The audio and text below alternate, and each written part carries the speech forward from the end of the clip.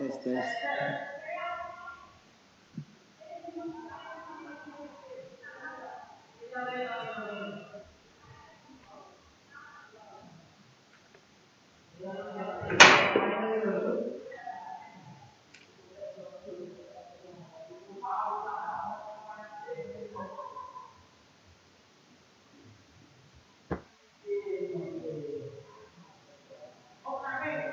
Terus gimana ya Pak? Suara jelas?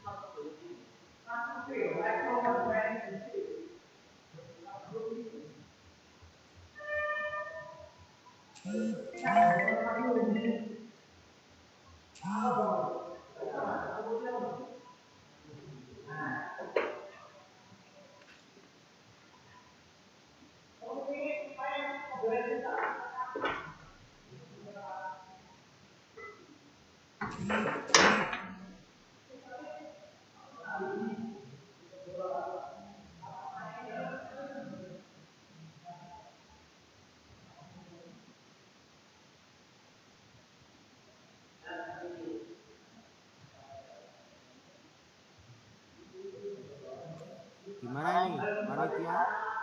Wis aman kabeh? YouTube kabeh aman?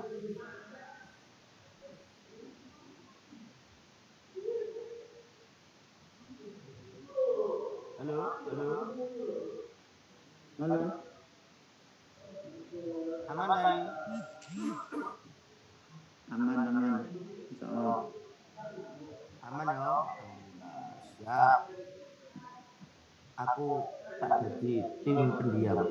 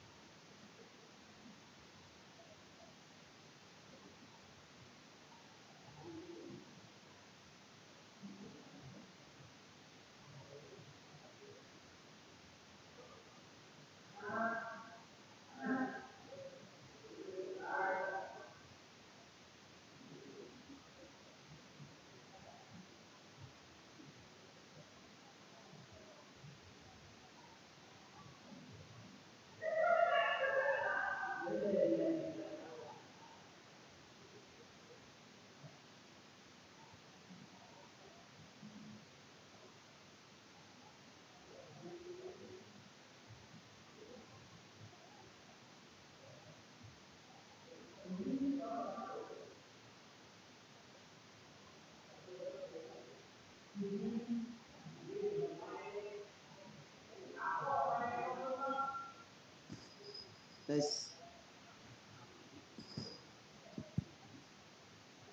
Suara saya jelas ya?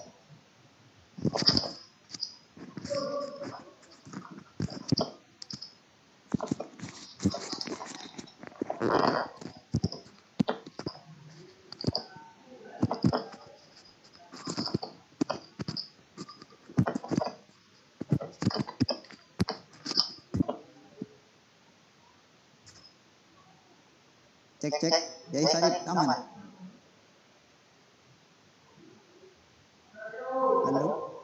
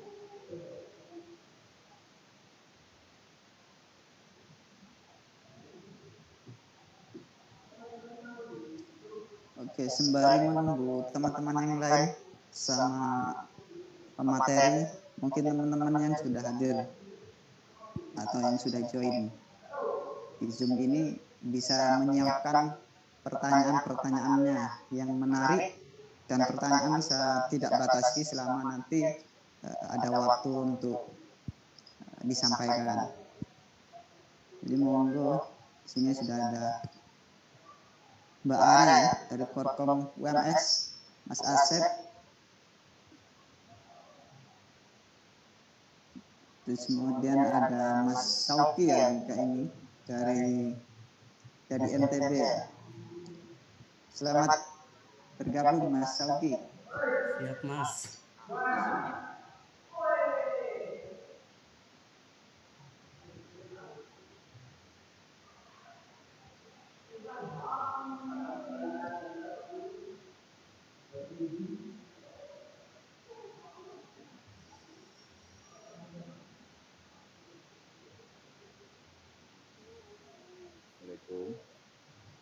Waalaikumsalam.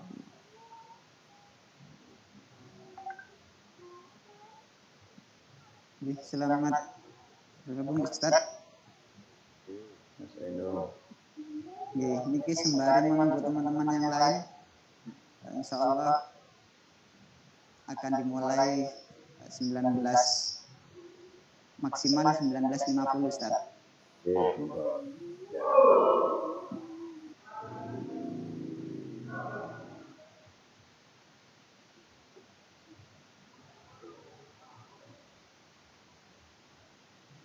Sembari menunggu teman-teman yang lain, mungkin teman-teman ada yang mau disampaikan atau ada yang perlu ditanyakan, bisa ditulis di ruang chat. Nanti saya akan sampaikan atau bisa nanti disampaikan secara langsung ya, kepada pemateri atau narasumber yang akan menjawab semua pertanyaan teman-teman.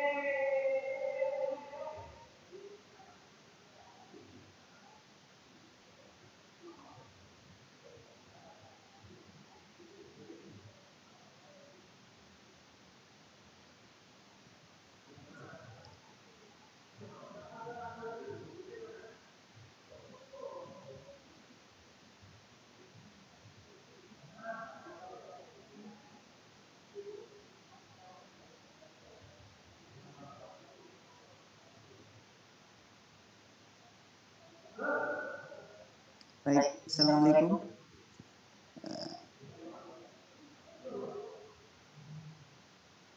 Suara saya jelas ya, teman-teman? Jelas. Siap. Insya Allah acara kita mulai 19.50. Sebelumnya saya sapa dulu Ustadz Al Yusuf sebagai narasumber pada malam hari ini. Assalamualaikum Ustadz. Bagaimana kabarnya Ustadz? Sehat ya? Baik, Mas Ainul. Ini Ustadz lagi di mana Ustadz posisinya? Di rumah saja saya, pondok. Di Jogja nggak Ustadz? Ya, di Jogja. Ini acara rutin apa Mas Ainul? Dari bidang tablik yang rutin aswaja ini Ustadz. Jadi kita Aswaja itu apa itu? aswaja itu as-soal wal jawab. As-soal wal jawab. Nggih. Oh, bukan aswajanya NU bukan. Bukan Ustaz. Oh. Jadi memang kita pakai istilah itu karena cocok untuk kita ambil. Kalau kita pakai Q&A itu mungkin sudah umum dipakai Ustaz.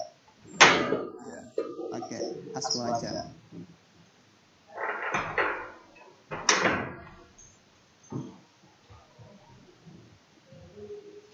Ini salah satu peserta dan sudah mengenal Ustadz sebelumnya di Jogja. Siapa? Mas Sauki dari NTB Ustadz.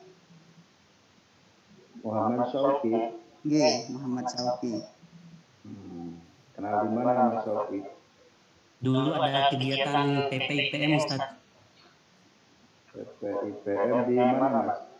Kebetulan saya masuk ke pengurusan PWIPM NTB Ustadz. Jadi setiap kegiatan teman-teman PPIPM yang berkaitan dengan PP Muhammadiyah itu selalu ada kegiatan diundang pas lagi di Jogja. Oh gitu ya. Baik. Iya Ustadz. Iya, baik. Jadi sebelumnya saya perlu sampaikan Ustaz terkait program Aswaja ini. Jadi ini program yang sudah berjalan kedua kalinya. Yang pertama itu yang dengan narasumber Ustaz Diki dengan tema Neo Jabariyah dan Neo Qadariyah di masa pandemi.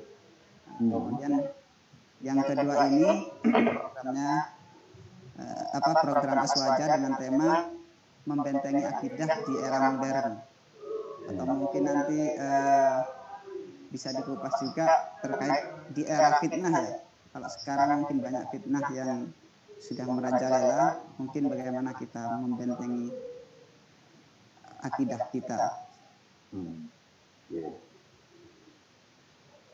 Insya Allah rutin setiap bulan Ustaz. Oh ya. Baik. Bagus. Program ini kami adakan supaya nanti teman-teman khususnya di kader IMM maupun kader Muhammadiyah sendiri bagaimana keresahan-keresahan terkait keagamaan itu bisa tersalurkan atau disampaikan, nantinya bisa terjawab dengan narasumber-narasumber yang sudah kita undang. Jadi seputar keagamaan yang temanya nanti akan berubah-ubah, yang insya Allah menjadi pencerahan kepada teman-teman semuanya. Dan ini saya buka untuk umum Ustaz, tidak hanya untuk kader IMM. Jadi walaupun bapak-bapak atau ibu-ibu semuanya, saudara-saudari bisa bergabung pada program ini. Oh, jadi bukan khusus IMM ya, umum. Untuk umum Ustaz. Tapi penyelenggaranya IMM. Nggih. Yang untuk umum masuk ke Zoom juga apa hanya di YouTube? Untuk Streaming biasanya. di streaming mungkin Ustaz.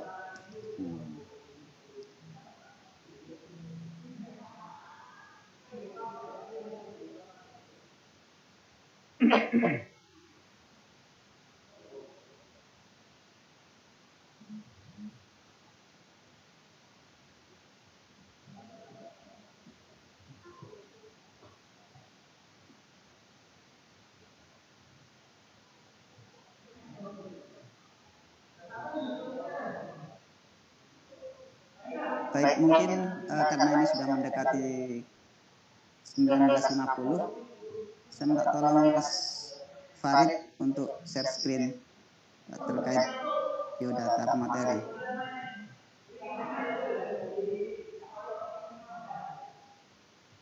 Baik, kita mulai aja ya. Barangkali nanti sambil lalu, barangkali ada dari teman-teman ataupun Bapak Ibu yang mau bergabung, bisa kita sambil lalu. Baik, saya mulai. Assalamualaikum warahmatullahi wabarakatuh. Alhamdulillahilladzi arsala rasulahu bil huda wa dinil haqq liyudhhirahu 'ala ad-din kulli walau karihal musyrikun. Asyhadu an la ilaha illallah al-malikul haqqul mubin wa asyhadu anna Muhammadan 'abduhu wa rasuluh al-mab'uts rahmatan lil 'alamin. Allahumma shalli wa sallim 'ala nabiyyina Muhammadin wa 'ala alihi wa ashabihi ajma'in.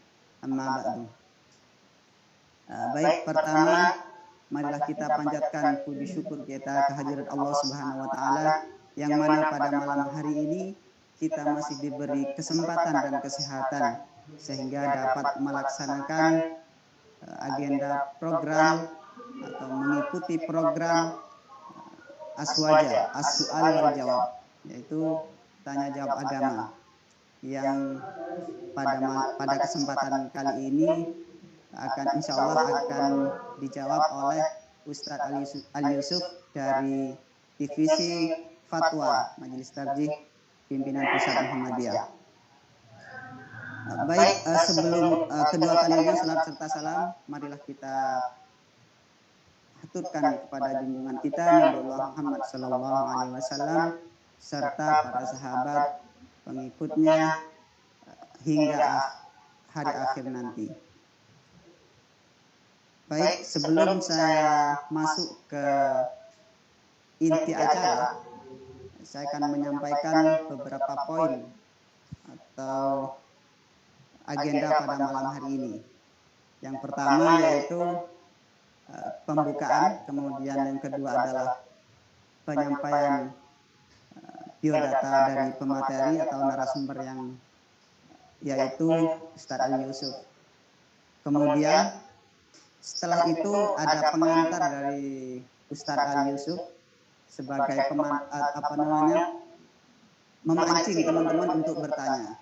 Jadi sementara ini sudah ada beberapa pertanyaan yang masuk pada saya yang nantinya akan disampaikan setelah pengantar. Kemudian nanti setelah pengantar ada sesi tanya jawab, setelah itu penutup. Nah, saya bacakan terlebih dahulu terkait identitas.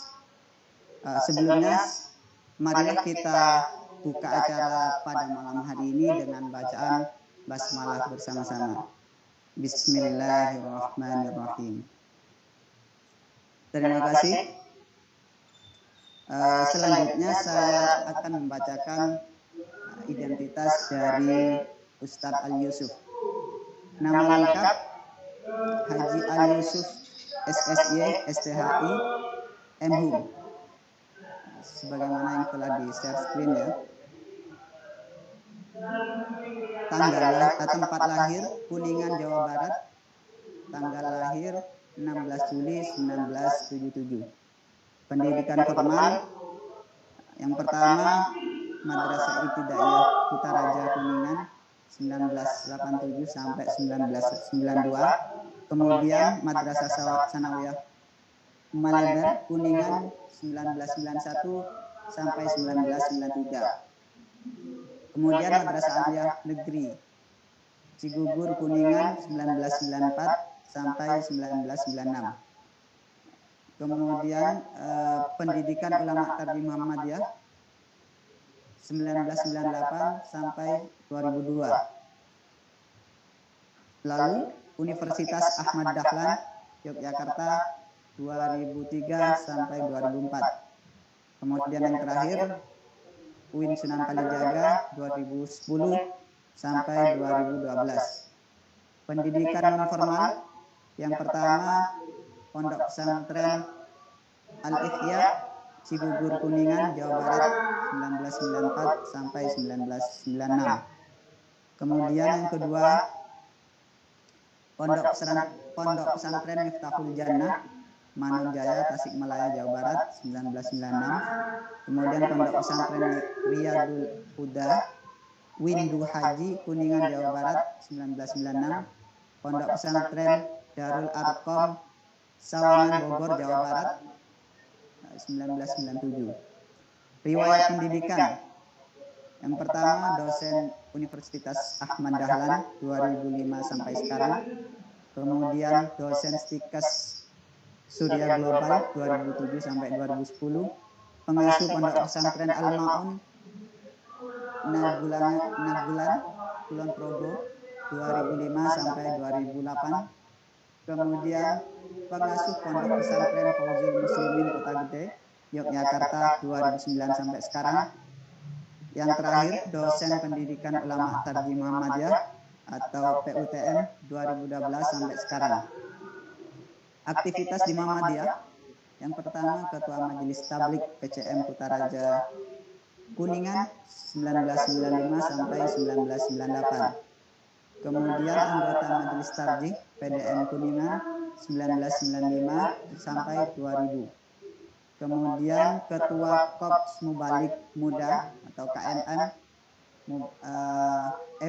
MTDK PWMDIY 2003 sampai 2004. Kemudian anggota Majelis Tarjih dan Tajdid PWMDIY 2010 sampai 2015. Ketua Divisi Fatwa Majelis Tarjih dan Tajdid Pimpinan Wilayah Muhammadiyah DIY 2015 sampai 2020. Dan terakhir, anggota Divisi Fatwa Majelis Tarjih dan Tajdid PP Muhammadiyah 2016-2020. Jadi kalau kita melihat dari identitas tadi, saya rasa pemateri pada malam ini sangat mumpuni untuk menjawab semua pertanyaan-pertanyaan khususnya terkait dengan tema pada malam hari ini. Untuk selanjutnya supaya tidak karena waktunya sudah molor ya, mungkin bisa Ustadz Ali memberikan pengantar sebelum nanti masuk ke sesi tanya jawab, bisa disampaikan terkait tema membentengi akidah di era modern. Di era yang sekarang ini mungkin banyak yang menyepelekan atau menganggap remeh bagaimana akidah itu dalam Islam, sehingga ada yang membuat main-main gitu ya terkait dengan akidah. Kepada Ustadz Ali Yusuf kami persilakan. Baik, terima kasih Mas Ainul dan kawan-kawan. Saya nanti sekitar 10 menit atau 15 menit sampaikan dulu pengantar. Share dulu PPT-nya. Assalamualaikum warahmatullahi wabarakatuh. Waalaikumsalam warahmatullahi wabarakatuh. Alhamdulillah, sallallahu alaihi Rasulullah Muhammad ibn Abdullah wa sallallahu alaihi wa sallam. Allahu ta'ala al-Qur'an al-Karim, Rasulullah syaitanir rajim. Ya ayyuhalladzina amanu taqullaha haqqa tuqatih wa la tamutunna illa wa antum muslimun. Qala sallallahu alaihi wasallam, fa inna asdaqal hadithi kitabullah wa inna afdalal huda hadi nabi sallallahu alaihi wasallam. Wa sharral umuri muhdatsatuha wa kullu muhdatsatin bid'ah wa kullu bid'atin dhalalah wa kullu dhalalatin finnar. Mawati jemaah sekalian yang dirahmati Allah Subhanahu wa taala, berbahagia sekali pada kesempatan malam hari ini saya bisa bersilaturahim dengan PCIMM Surabaya dalam kegiatan Aswaja. Aswaja itu as-su'al wa jawab ya. As-su'al wa jawab. Ini untuk yang kedua, putaran kedua. Baik, PPT saya sudah bisa nampak. Sudah terlihat, Ustaz. Sudah terlihat Ustaz, tinggal di F5 aja biar lebih besar. Bentar Pak, laptop saya mengecil di mana ini?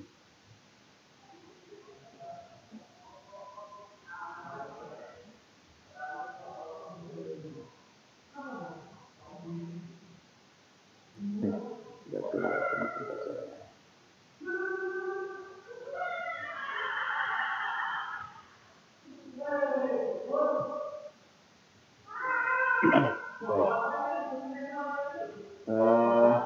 Terkait persoalan akidah, mungkin saya perlu bahas dari urgensi dua kalimat syahadat. Karena pada hakikatnya akidah kita ini bersumbernya dari dua kalimat syahadat. Sebelum saya sedikit memperdalam makna dari dua kalimat syahadat, maka juga saya perlu menyampaikan tentang sumber ajaran Islam menurut putusan tarjih.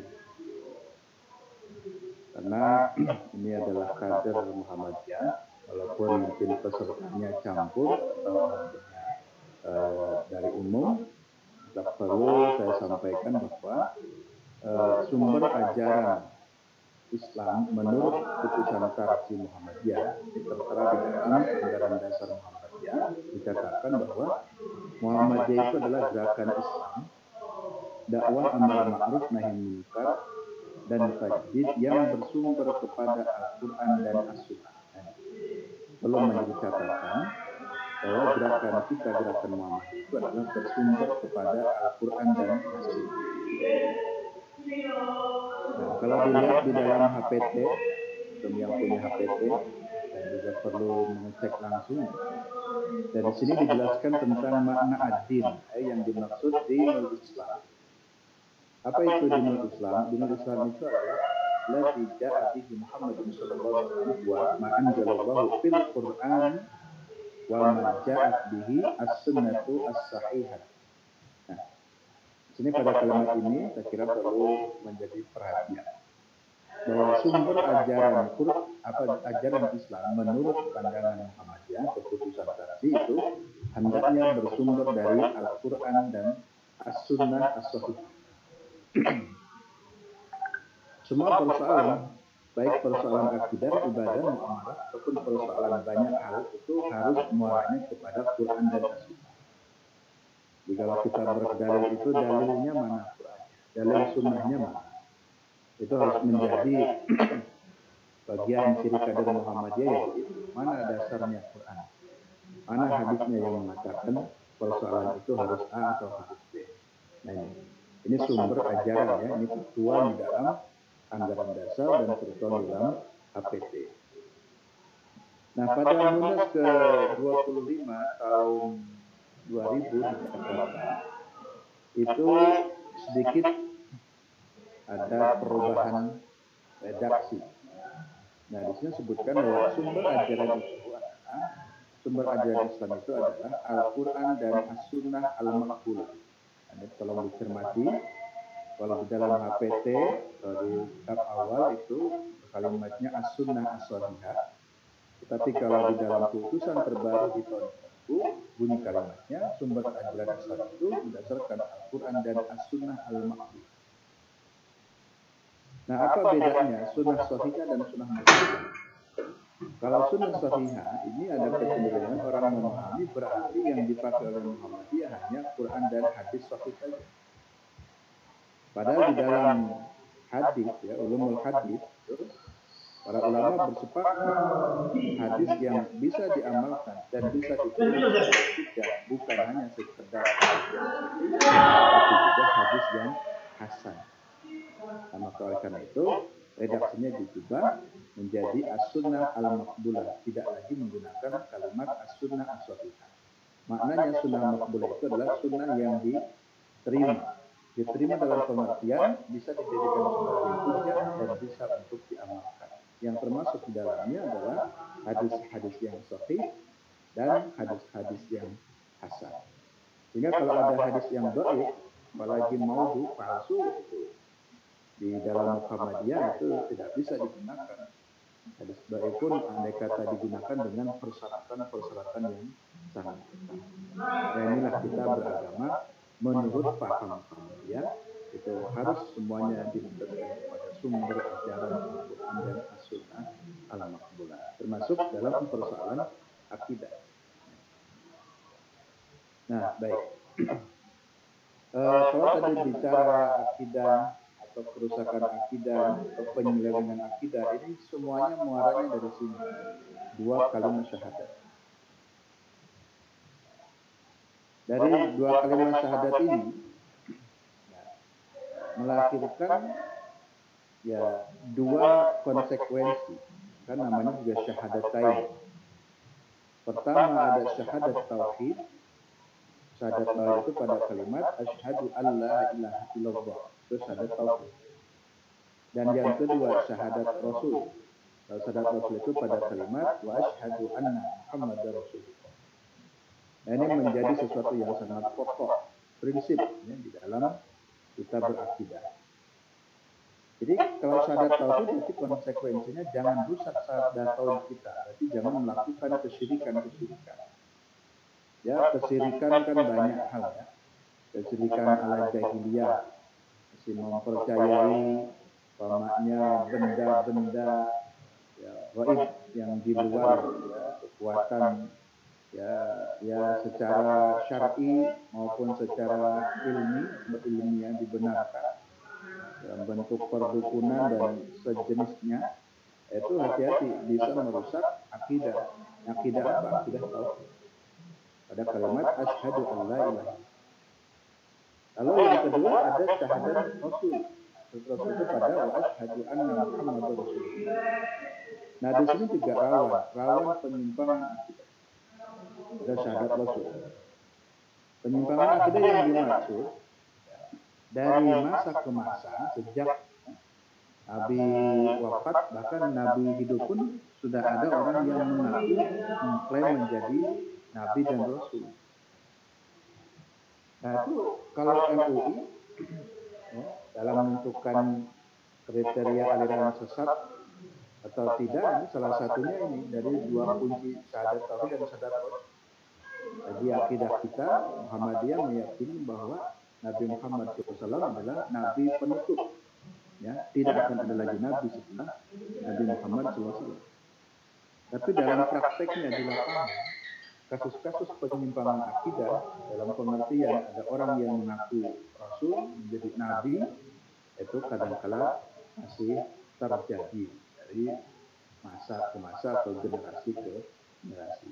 Siapa orang yang mengakui dirinya sebagai Nabi atau Rasul, ini bisa dikategorikan nanti rusak tauhidnya atau penyimpangan akidah. Tentu juga para pengikutnya juga yang mengakui seseorang itu Nabi dan Rasul, padahal sudah tidak ada lagi Nabi dan Rasul setelah Rasulullah Muhammad SAW, berarti pengikutnya pun Muhammad itu tauhidnya menjadi rusak. Nah, disinilah ya, letaknya pentingnya dua kalimat syahadat. Dan dua kalimat syahadat ini kan terulang-ulang kita ucapkan. Ini kan sebuah ikrar, sebuah perjanjian kita dengan Allah Subhanahu wa Ta'ala. Coba antum hitung ya, berapa kali antum bersyahadat kepada Allah setiap harinya? Berapa mas? Berapa kali kita bersyahadat? Minimal dalam salat ya, ketika tahiyat itu mesti membaca asyhadu alla ilaha illallah wa asyhadu anna muhammadar rasulullah.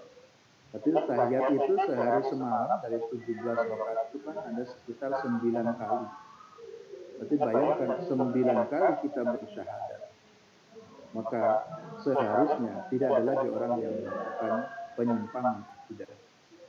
Baik mempersekutukan Allah maupun tadi menduakan terhadap Rasul atau mengakui lagi ada ajaran lain selain Rasul ya. Jadi dari konsekuensi dua kalimat syahadat. Kemudian yang berikutnya ahamiyatus syahadatain. Ahamiyatus syahadatain itu pentingnya dua kalimat syahadat. Kenapa dua kalimat syahadat menjadi penting? paling tidak ada lima alasan. Pertama, syahadatain itu menjadi madkhalun ilal Islam, pintu masuk ke dalam Islam, pintu gerbangnya Islam itu lewat syahadatain. Jadi keselamatan seseorang itu adalah berawal dari syahadatain. Maaf ya, agama manapun sekalipun memiliki nilai-nilai kebaikan, tapi kalau dia tidak syahadatain dalam keyakinan kita tauhid Islam, itu agama tersebut ya, mohon maaf, itu tidak bisa diterima. Ini menurut kacamata kita ya. Jadi kalau kacamata umum mungkin orang akan mengatakan setiap agama akan selamat, itu menurut pemeluknya masing-masing. Tapi kita bicara konsep Islam, maka karena syahadat ini menjadi madkhalun ilal Islam, menjadi pintu gerbangnya masuk Islam, ini tentu wajib semua orang bersyahadat di kita. Ini ada indeks Qur'annya ya, itu tidak saya jelaskan karena terbatas di waktunya, silakan dikaji sendiri ya. Kemudian ahamiyatu syahadatain, pentingnya dua kalimat syahadat itu adalah khulasatul ta'alim Islam. Jadi menjadi intisari ajaran Islam, itu intinya pada dua kalimat syahadat. Kalau tema kita tentang tauhid, tentang akidah, itu inti ajaran Islam ada pada dua kalimat syahadat itu. Yang la ilaha illallah, tidak ada Tuhan kecuali Allah. Ilah itu tidak ada. Ilah itu harus dinafikan. Tidak ada ilah. Ilah apapun. Lalu kemudian harus diisbatkan illallah. Satu-satunya ilah hanyalah Allah. Dan tentu penjabarannya juga sangat dalam. Di intinya ajaran Islam itu terletak dari dua kalimat. Kemudian ahamiyatus syahadatain yang ketiga adalah asasul inqilab. Asasul inqilab ini artinya konsep dasar reformasi total. Jadi konsep dasar reformasi total ini dengan dua kalimat syahadat. Tadi kalau ingin merombak semuanya, maka hilangkan semua ilah-ilah. Kembalilah kepada ilah yang sebenarnya, ini Allah. Jadi dalam surat Al-Baqarah ayat 11 itu Al-Quran mengatakan innallaha la yaghfiru innallaha la yughayyiru ma biqaumin hatta yughayyiru ma bi anfusihim.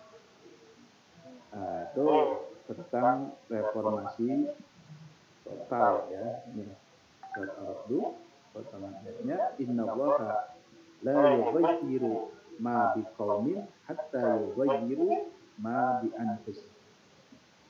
Jadi sesungguhnya Allah tidak akan merubah satu kaum.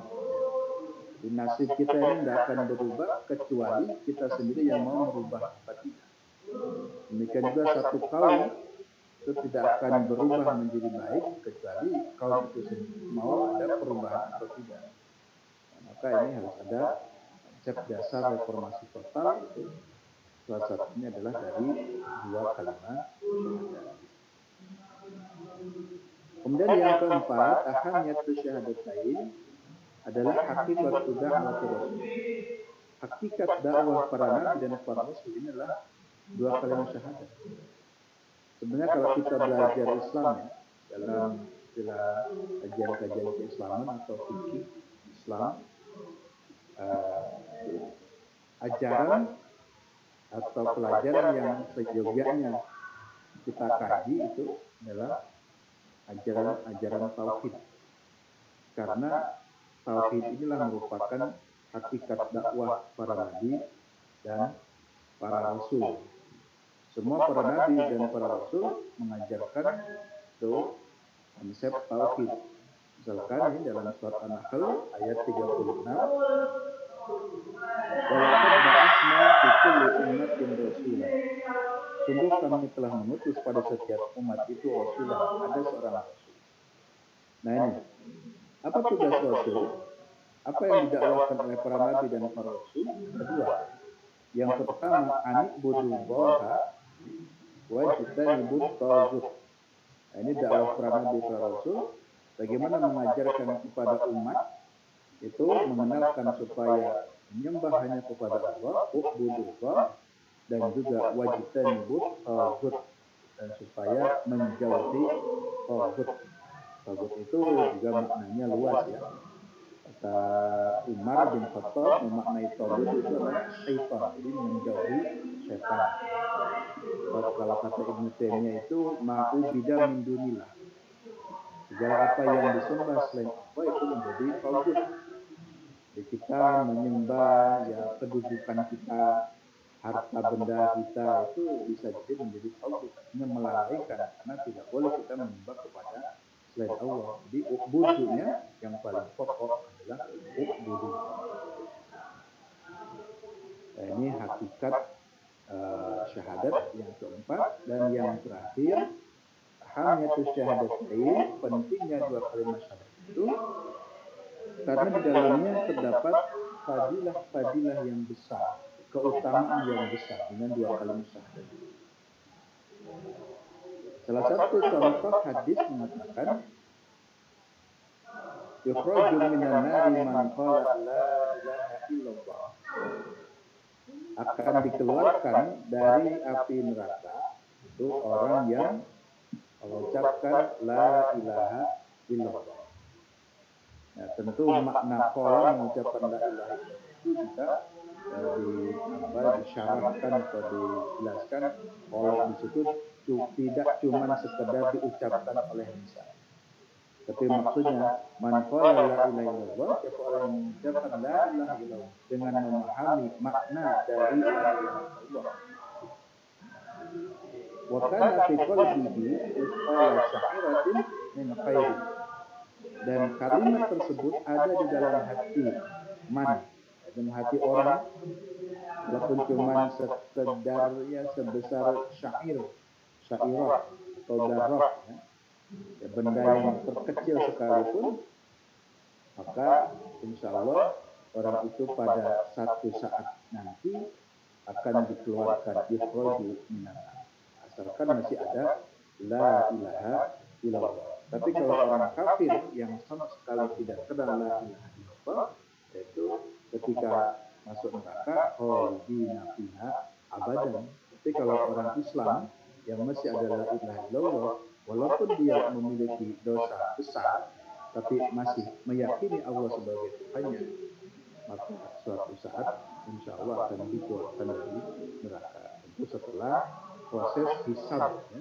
dari dosa-dosanya dibalas atau istilahnya dimasukkan ke neraka dulu, dan masih ada kebaikan dari la ilaha illallahnya, insya Allah akan dikeluarkan dari api neraka. Saya kira demikian, kurang lebih 15 menit ya untuk menghantarkan tentang konsep tauhid pada kalimat la ilaha illallah atau dua kalimat. Saya kira dicukupkan dulu. Terima kasih.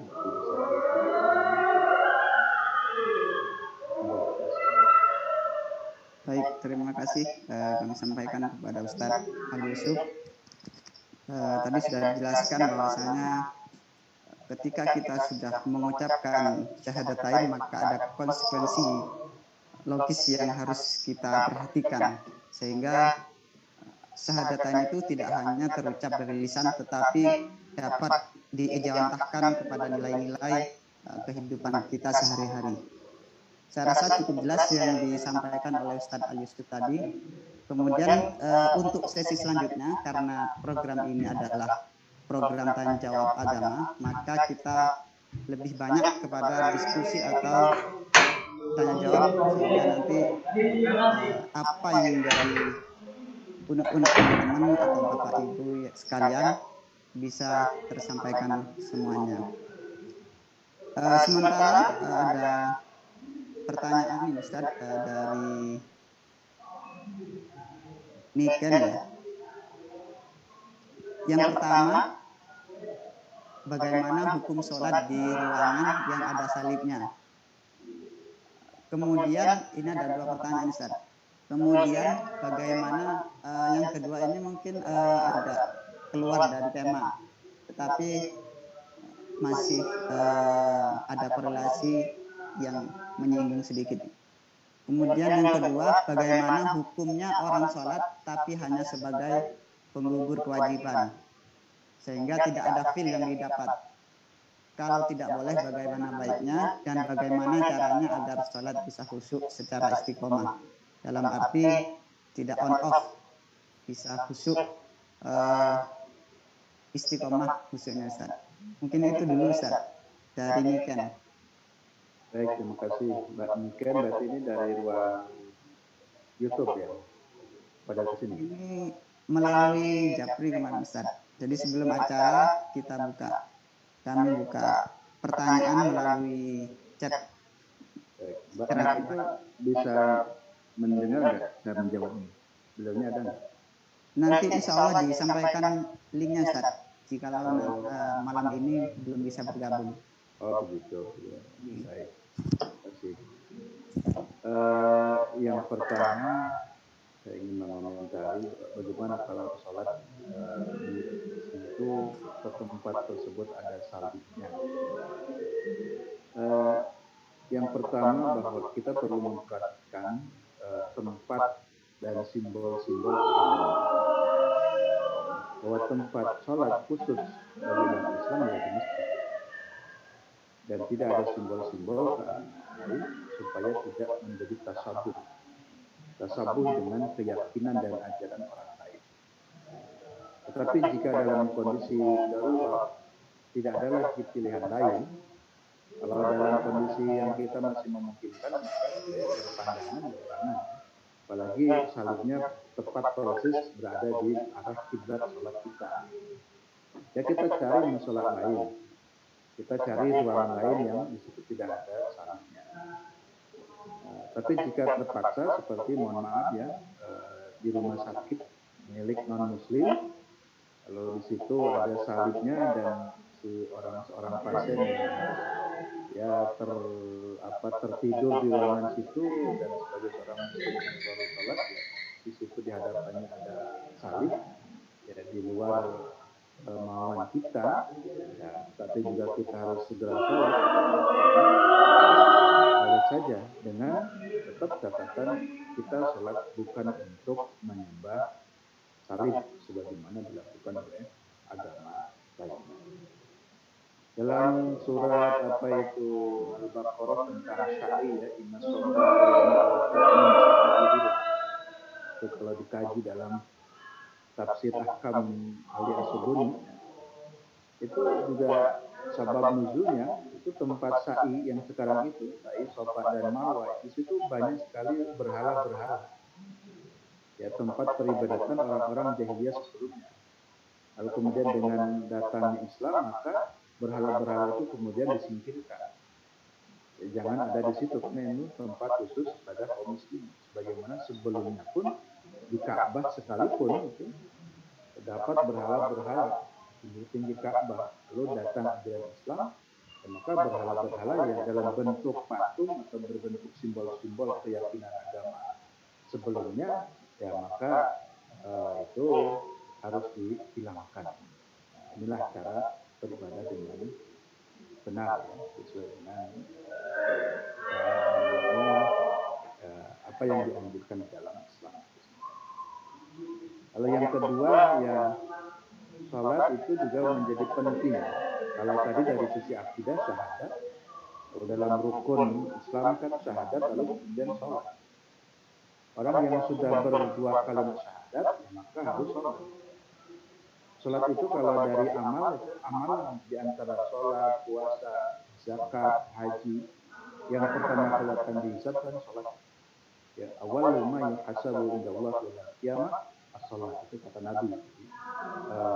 Amalan yang pertama kali akan dihisab kelak yang kiamat adalah sholat. Maka karena itu ya, ini sholat betul-betul harus menjadi prioritas amal kita. Apalagi ya kita sebagai kader Muhammadiyah ya, kader IMM itu harus betul-betul menjaga sholat, jangan on off. Kalau bicara khusyuk ya mungkin itu lebih dalam lagi, minimal ya minimal kita sholat saja dulu. Ya. Minimal kita sholat dulu, jangan sampai ya ada off-nya tapi on terus. Lalu adapun khusyuk kan itu amalan hati. Nah, karena amalan hati maka itu sambil berjalan saja. Karena kan setiap orang juga tidak langsung bisa sempurna. Tapi minimal dohirnya, syariatnya itu harus dijalankan, jangan ditinggalkan. Adapun kehusuan itu bagian dari istilah saya kualitas. Jadi kualitas sholatnya itu tidak dari kehusuan. Si A sholat dengan khusyuk mungkin dapat nilai kualitasnya 90, si B sholat tapi tidak khusyuk, mungkin nilainya berkurang, hanya 60, sesuai dengan kehusuan, itulah kualitas. Tapi si C tidak sholat sama sekali, dia itu malah minus, dia dapat dosa. Jadi oleh karena itu, ya lakukan sholat, ini menjadi amalan pokok. Adapun kehusuan, ya seiring waktu, insya Allah lambat tahun, dengan penuh kesadaran, keikhlasan, dan memahami makna sholat itu sendiri, kehusuan itu akan datang pada kita orang yang sholat. Demikian untuk saya sampaikan.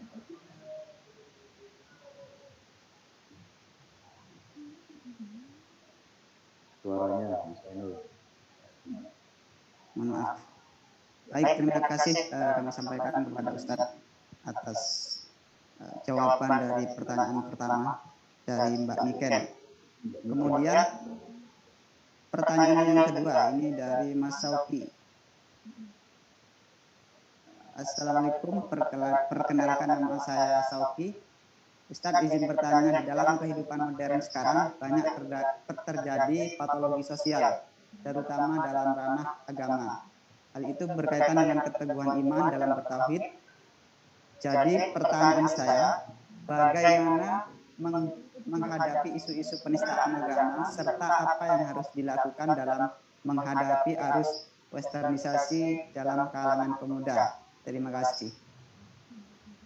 Ini yang bersangkutan hadir dalam forum ini, Ustaz Muhammad Sauki. Baik, langsung ya, biar tidak lupa. Sebagai seorang Muslim, ya, tentu kita harus bertanggung jawab dengan agama kita sendiri. Ya, layaknya kita berada di rumah. Mas Syauki berada di rumah, lalu tiba-tiba di rumah kita itu ada yang melempar pakai batu hingga kaca kita menjadi kaca rumah kita pecah. Yang memukul pintu, apa kita diam saja.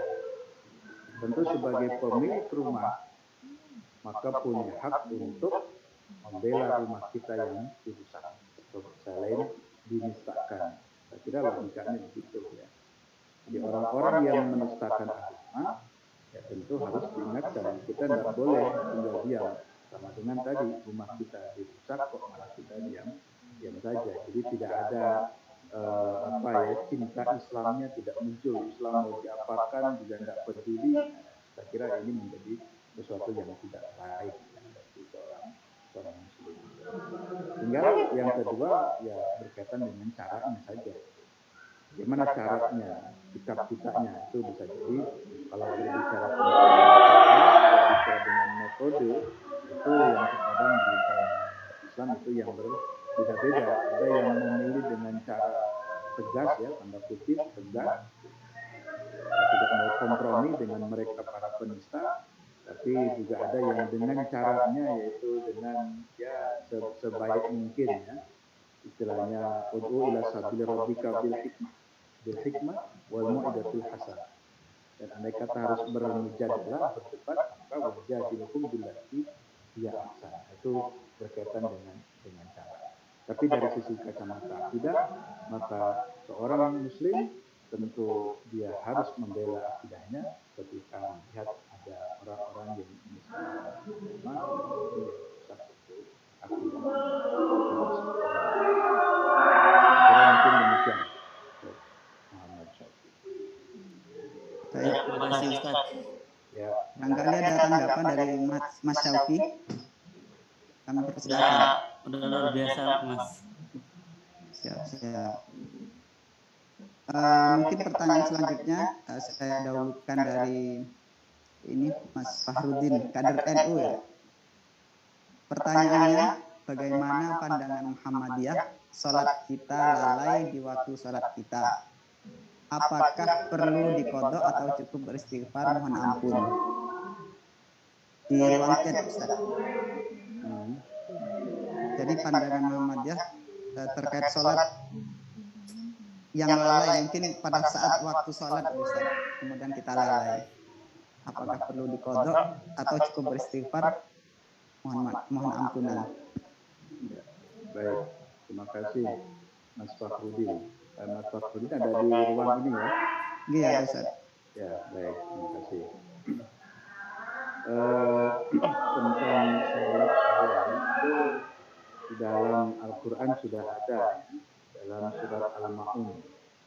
Ara'aital ladzi yukadzdzibu bid-din fadzalika alladzi yad'u al-yatim wa la yahuddu 'ala ta'amil miskin fawailun lil musallin. Ya. Jadi pada kalimat fawailun lil musallin, maka wail, kecelakaan, neraka wail itu lil musallin, itu akan diperuntukkan pula bagi orang yang salat yang bagaimana? Alladzina fi salatihim sahun. Orang yang salatnya sahun. Sahun itu salah satunya lalai. Jadi salatnya yang melalai-lalaikan. Lalai itu sebetulnya maknanya negatif. Di lalai itu ya melalaikan. Memang sudah tahu waktunya sholat zuhur, tapi malah belum sholat atau sengaja menunda-nunda, bahkan kemudian sampai melewati batas waktu sholat. Itu kalau orang yang lalai terhadap sholat, padahal dia dalam kondisi terjaga, bukan dalam keadaan tidur, bukan karena juga lupa, maka orang yang seperti ini itu berdosa. Karena berdosa, ya konsekuensinya ya tadi, mohon maaf, kelak di akhirat, yaitu mendapatkan balasannya dengan neraka. Itu yang disebut dengan lalai. Lalai ini dalam konotasi yang negatif ya. Dia sengaja menunda-nunda sampai akhirnya kemudian tidak sholat. Tahu-tahu sudah maghrib. Padahal tadi dari dulu sampai asar cuma dipakai ngobrol. Tahu, ada tahu, teman juga tahu mengingatkan, tapi nanti saja. Nah, juga ini mohon ya untuk kajian-kajian kajian Muhammadiyah harus memberi contoh. Jangan diskusi-diskusi itu nabrak waktu sholat. Apalagi tidak sholat. Ini jam 7:30 kan tadi melewati sholat isya, itu jangan sampai lalai. Kalau kita nanti dikaitkan dengan ajal kematian, kita nggak tahu nanti masih hidup apa enggak ya. Jadi Allah ini sholat betul-betul jangan dilalaikan. Nah, itu jadi kalau orang yang lalai dalam pengertian lalai negatif karena berdosa ya tidak bisa dikodok. Ya udah, konsekuensi dia di hadapan Allah ya berdosa. Ya itu risiko yang harus dilakukan.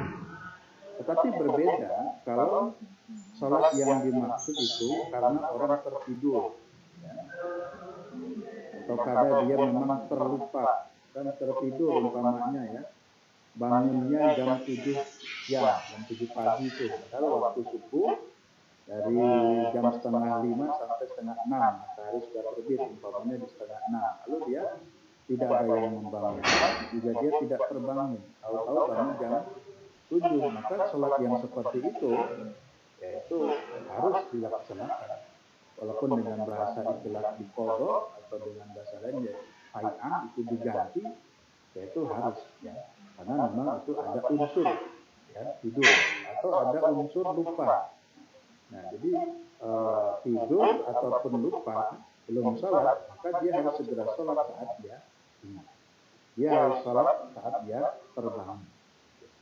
Itu harus ya, bahasanya ya diganti sholat yang tadi belum dilaksanakan di waktunya sholat, tapi dilaksanakannya setelah habis waktu sholat ya. Jam 7 kan sudah habis waktu sholat, tapi karena dia baru bangun atau dia baru ingatnya jam 7 ya sudah segera sholat saat dia ingat.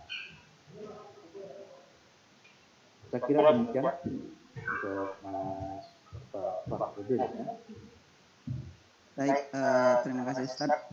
Sebelum saya beranjak ke pertanyaan selanjutnya, saya kembalikan dulu ke Mas Fakhrudin.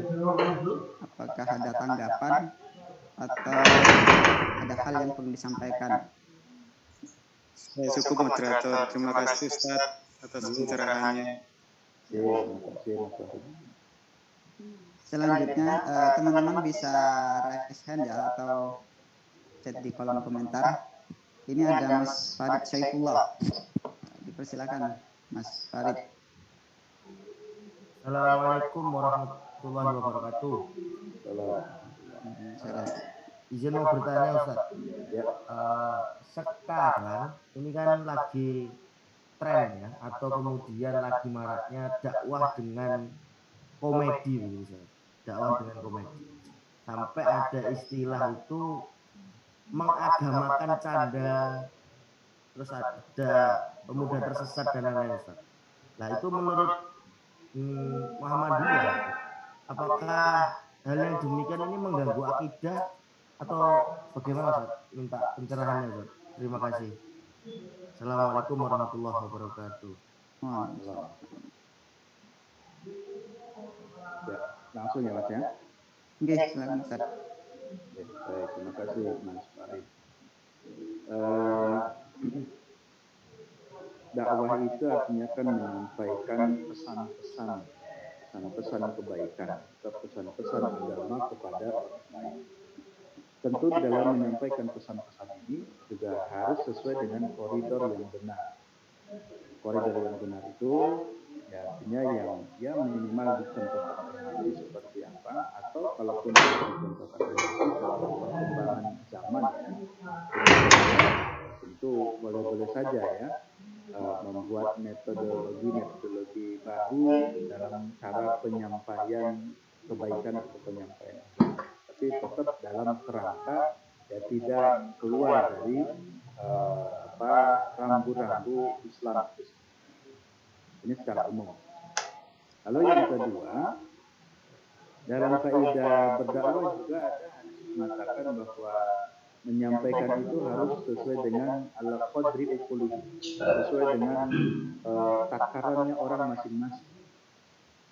Kalau orang di dunia pesantren mungkin menyampaikan dalil-dalil itu biasa. Itu sudah sesuatu yang sangat biasa.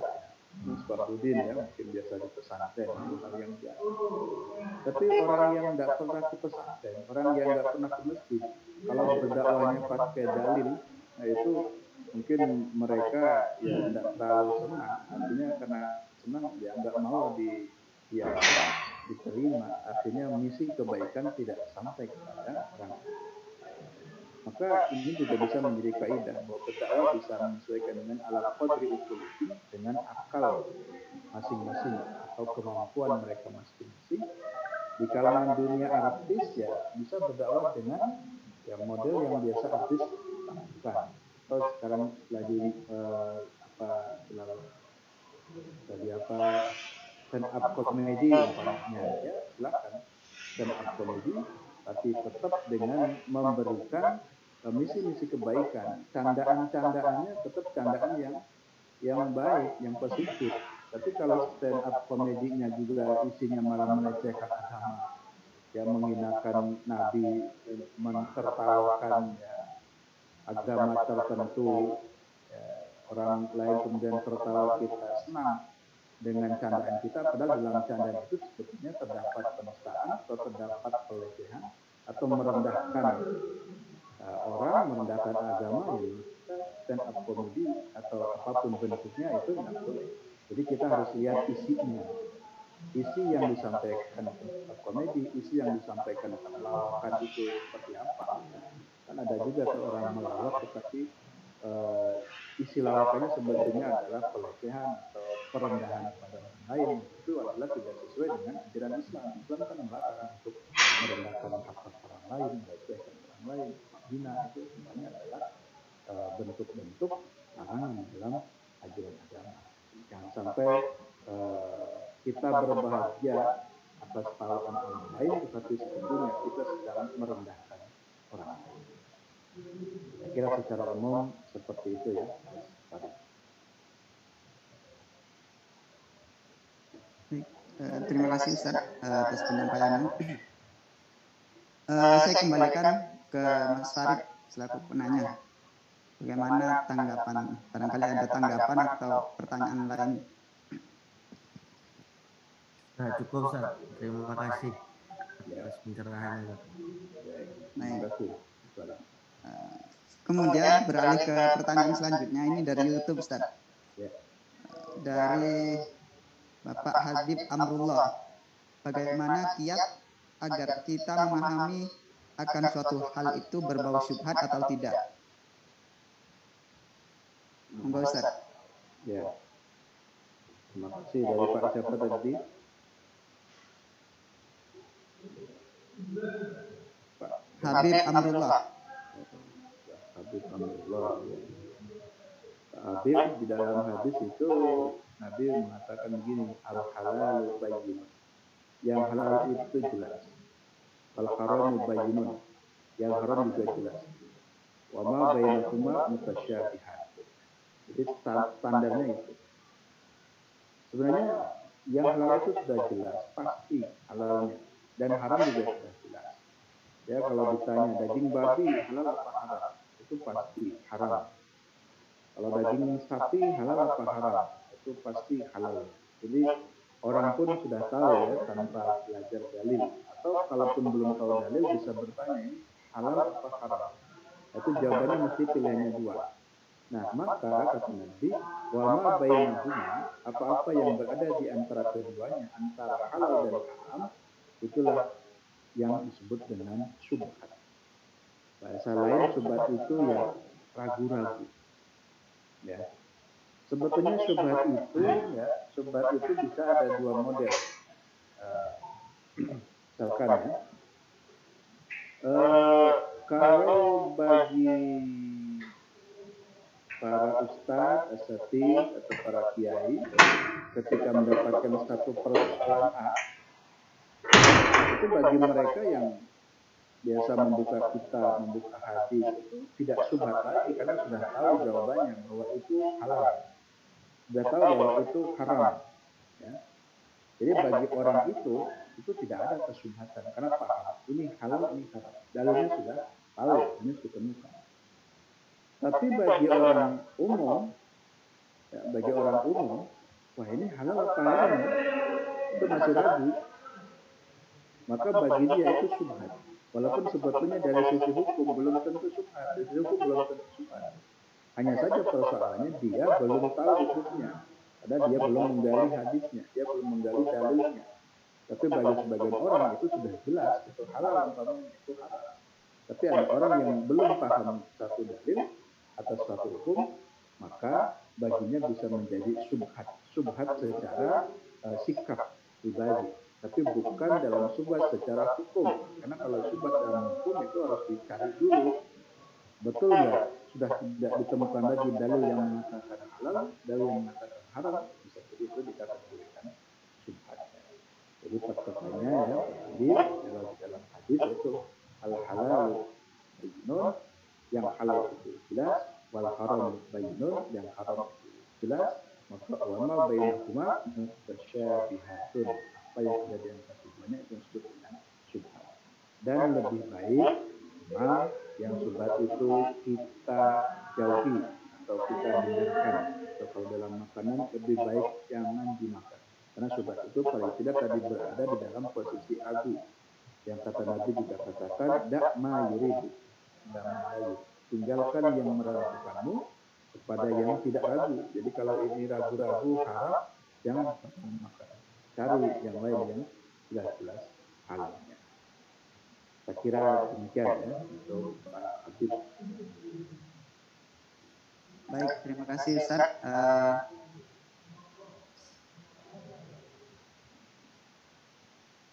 Saya rasa di YouTube belum ada tanggapan ya dari penanya. Mungkin dari teman-teman yang lain dulu.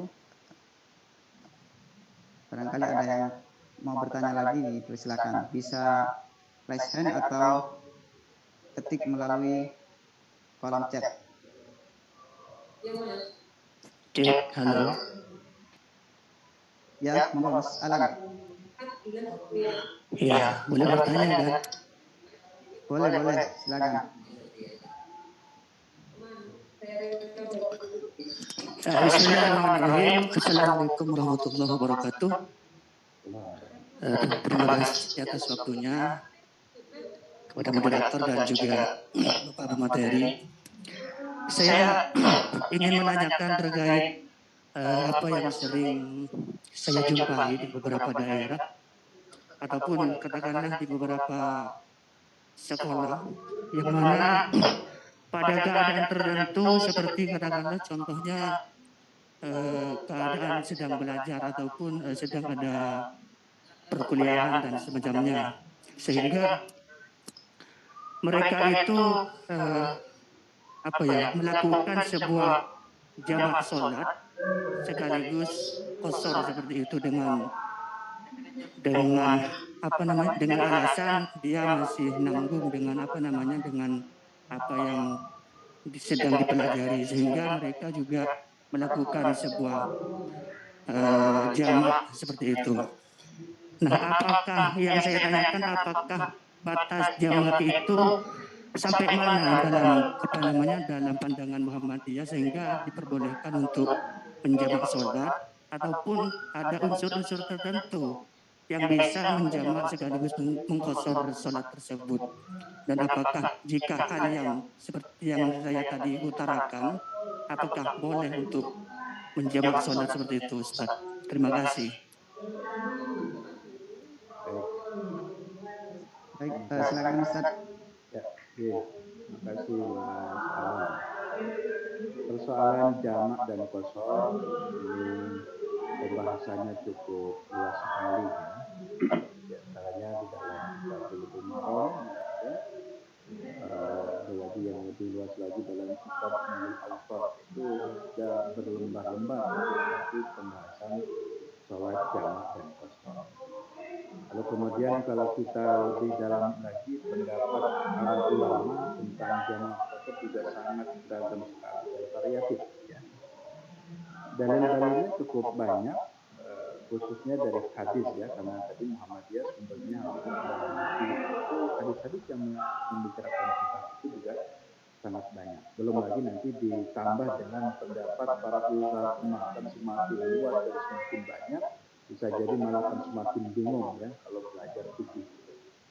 Nah, maka tugas antum ya, Mas Alan dan kawan-kawan, tugas kita ini adalah bagaimana kita mengkaji agama sedalam-dalamnya, dan juga tidak boleh menjudge diri kita yang benar, dan tidak boleh juga menyalahkan pada teman atau orang lain yang melakukan itu sebelum kita paham dalil-dalilnya.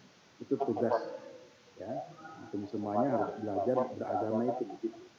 Jadi tidak boleh ada judge pembenar atas sikap dan pandangan kita, dan tidak boleh juga menyalahkan atas pandangan atau praktek orang lain sebelum kita benar-benar paham dalilnya. Kemudian yang berikutnya, sedikit saya gambarkan secara umum, mudah-mudahan bisa dipahami, tapi saya katakan tadi sangat kecil sekali. Kebetulan di PUTM mengajar kitab Nailul Awtar itu di semester ini, semester ganjil juga, itu pas pembahasannya bab sholat jamak qashar, itu sangat banyak sekali ya. Nah, di antaranya begini, untuk membedakan apa bedanya jamak dan qashar. Orang boleh menjamak dan mengqashar sholat itu dibedakannya begini. Kalau qashar itu kan diringkas ya. Zuhur 4 menjadi 2, asar 4 rakaat menjadi 2 rakaat. Orang boleh mengqashar itu bagi musafir saja. Ya. Itu dalilnya Quran itu surat An-Nisa 1:1. Wa idza darabtum fil ardi falaysa 'alaikum junahun an taqsuru min shalah. Jadi bagi musafir itu boleh mengqashar. Dan bahkan musafir itu boleh menjamak. Jadi kalau statusnya dia sebagai seorang musafir, dia boleh menjamak dan boleh mengqashar. Ini khususnya qashar itu menjadi hak bagi si musafir. Tetapi kalau dia bukan seorang musafir, dia tidak boleh qashar. Kalau statusnya bukan musafir, tidak boleh qashar. Mas Alan tinggal di Surabaya, asli orang Surabaya, itu tidak boleh qashar. Tapi kalau jamak boleh. Kalau menjamak boleh. Kenapa? Karena Nabi pun itu pernah menjamak sholat dalam beberapa kondisi. Nabi bukan dalam keadaan safar. Misalkan ketika turun hujan, itu ada hadis. Ketika turun hujan itu Nabi menjamak sholat. Dan itu juga ada dalam fatwa Muhammadiyah, boleh menjamak sholat ketika turun hujan dan ketika ada kondisi haus. Bahkan dalam hadis ini dikatakan Nabi pernah menjamak sholat bukan fi ghairi motorin wala khaufin wala safarin. Nabi tidak dalam keadaan takut, tidak dalam keadaan safar, dan itu dalam keadaan hujan. Nabi benar-benar menjamak sholat. Nah, jadi bedanya kalau menjamak itu boleh dilakukan oleh yang bukan musafir. Tetapi kalau qashar itu dilakukannya oleh musafir. Kalau yang bukan musafir tidak boleh qashar sholat itu. Antum orang Surabaya kok qashar sholat itu nggak boleh. Tapi kalau mau menjamak sholat dalam kondisi-kondisi tertentu itu boleh. Kalau dalam kitab Nailul Awtar itu boleh menjamak walaupun tanpa ada sebab, tanpa ada safar, tanpa ada hujan, tanpa ada haus, asalkan bukan untuk dilazimkan. Bukan untuk dilazimkan itu bukan untuk dijadikan satu kebiasaan jamak terus. Tapi dalam kondisi tertentu boleh kalau mau menjamak. Ya kira-kira gambaran umumnya seperti itu. Tapi detailnya tadi saya katakan cukup panjang dan lebar pembahasan itu. Dari segi jaraknya harus berapa, dari berapa lamanya juga itu jadi perbedaan pendapat. Hanya gambaran apa bedanya kebolehan jamak dan qashar bagi siapa yang tahu. Demikian Mas Alam. Baik, perihal jamak dan qashar tadi ya sudah dijawab. Bagaimana dengan Mas Alam terkait pertanyaannya? Barangkali ada tanggapan, silakan. Iya, terima kasih atas penjelasannya. Namun untuk yang Muhammadiyah sendiri itu sampai manakah batas dalam putusan tarjih yang digunakan untuk Muhammadiyah sehingga diperbolehkan untuk menjamak? Jika melihat pada realita, katakanlah pada suatu kampus yang menerima santri baru seperti aku santri mahasiswa baru, yang mana untuk menampung tempat sholat itu tidak bisa secara bersamaan sehingga harus adanya bergantian, maka di situ harus diputuskan untuk adanya sholat jamak seperti itu. Menurut yang sepengetahuan saya tentang orang diperbolehkannya jamak itu adalah terdapat masyaqqah serta mudarat, dan tadi dikatakan juga jarak yang ditempuh itu berapa, dan untuk Muhammadiyah sendiri itu sampai mana batasan yang sesuai putusan tarjih yang diambil oleh Muhammadiyah itu sendiri, Ustaz. Terima kasih. Ya. Baik, terima kasih. Kalau di Muhammadiyah sendiri ya dalam putusannya boleh menjamak dan mengqashar sholat itu boleh. Misalkan ya kalau antum bisa menggambarkan ini di Jogja, seperti saya di Jogja, jadi ketika bapak-bapak tarjih melaksanakan kegiatan di Sleman, Kaliurang, itu kita berbeda kabupaten. Ketika Jogja ke Kabupaten Sleman itu berbeda. Yang jaraknya cuma sekitar 23 km, maka bapak-bapak ya, ulama-ulama kita di Muhammadiyah tarjih mereka sangat yakin dan mereka prakteknya menjalankan jamak dan qashar. Memang tentang jarak itu tadi Mas, ada jarak yang terpendek. Itu Nabi pernah keluar dari kota Madinah sekitar jarak 6 km pun itu Nabi mengqashar sholat. Ya. Tapi kalau berbicara mazhab, memang kalau seperti mazhab Syafi'i sekitar 90 km-an ya. Kalau dari beberapa pandangan ulama itu cukup panjang, 80 km, 90 km baru boleh untuk mengqashar sholat. Tapi kalau kita lihat dalam hadis itu sangat pendek malah ya. Jarak 10 km, 20 km saja itu sudah boleh untuk menjamak dan mengqashar salat, artinya Nabi itu fi'liyah, Nabi itu yang pertama.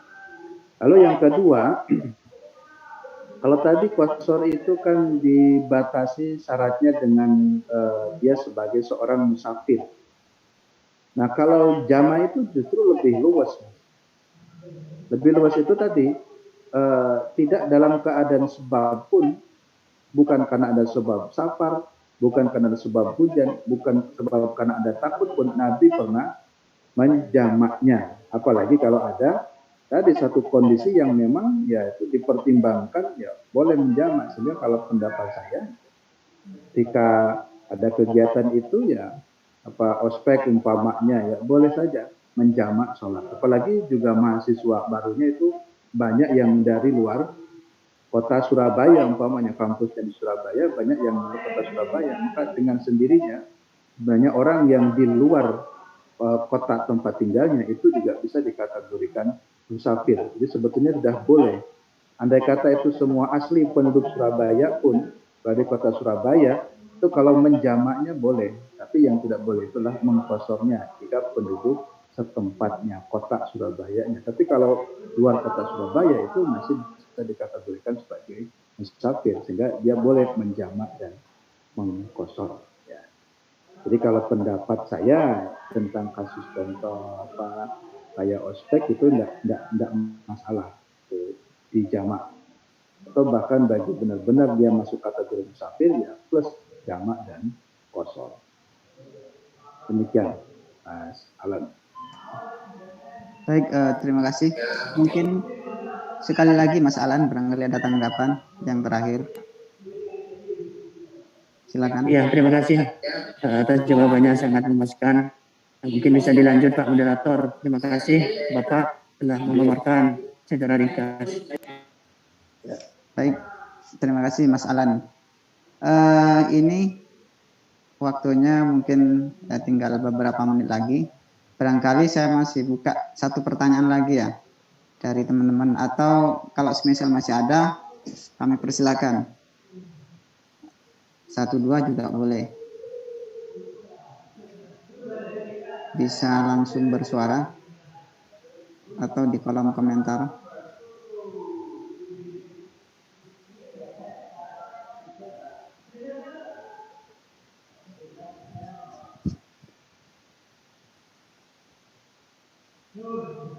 Ya, Mas Human, silakan. Oh ya, Assalamualaikum warahmatullahi wabarakatuh. Saya hormati Ustadz Ali Yusuf dari Majelis Tarjih Himpunan Muhammadiyah. Yang saya hormati moderator Ustadz Ainul Yakin, yang saya ucapkan terima kasih telah memberikan saya pertanyaan begitu. Ya, yang ingin saya tanyakan adalah saat ini mulai berkembang yang namanya paham-paham seperti itu ya. Tadi juga Ustadz Ali Yusuf sempat menyinggung mengenai Sirah Nabawiyah begitu. Nah, yang ingin saya tanyakan adalah bagaimana sebenarnya itu dulu ketika berdakwah di tengah-tengah umat yang pada kala itu adalah kebanyakan umat Yahudi dan juga umat Nasrani begitu. Nah, dan saat ini saya rasa juga tidak jauh dari zaman itu. Karena apa? Hanya saja zaman ini sangat berkembang. Berkembangnya di mana? Saat ini mulai muncul paham-paham keagamaan yang terkadang membolehkan bahwa orang-orang agama lain seperti Islam itu kita diperbolehkan untuk berkunjung ke tempat-tempat ibadah begitu, dengan dalih bahwa itu adalah pluralisme keagamaan gitu, atau menjaga kemajemukan dalam beragama.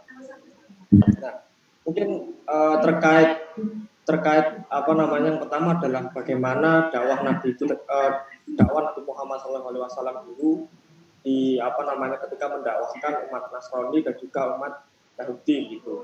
Dan yang kedua adalah bagaimana pandangan atau sikap Muhammadiyah dalam merespon adanya paham pluralisme keagamaan itu sendiri, karena saat ini juga semakin berkembang begitu. Bahkan sempat ada dari fatwa MUI mengenai moderasi beragama, karena saya pikir juga bersinggungan dengan akidah. Ya mungkin itu, terima kasih atas kesempatannya.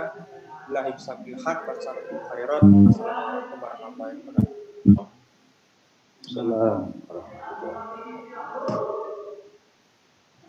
Ya, pertanyaan dari Mas Fiman ini lumayan berat ya pertanyaannya. Mungkin bisa langsung dijawab, Ustaz. Ya, baik, terima kasih Mas Fiman. Istilah isme ya, pluralisme, kapitalisme itu sebetulnya sebuah paham yang berbentuk isme itu adalah paham ya. Tadi seperti yang sudah disinggung ya, MUI juga sama ya, melarang hal-hal yang bersifat isme sebagai sebuah pemahaman ya, yang bisa mengaburkan akidah Islamnya. Ya Muhammadiyah ya sama. Kemudian yang berikutnya, dakwah Nabi SAW pada saat itu memang sudah ada orang-orang non-Muslim ya, bahkan lebih plural juga mungkin ya, ada istilah jahiliyah dengan berbagai macam aliran keyakinan yang ada pada saat itu. Nah tentu misi Nabi dan Rasul seperti yang disampaikan, walaqad ba'asna fi kulli ummatin an ibudullaha wa ijtanibut taghut, itu misi utamanya yaitu harus tersampaikan dakwah tauhid, dakwah pencerahan kepada masyarakat, khususnya yang tadi belum menjalankan konsep tauhid dengan benar ya, tidak kutip ya, seperti yang dibawa oleh para nabi dan para rasul.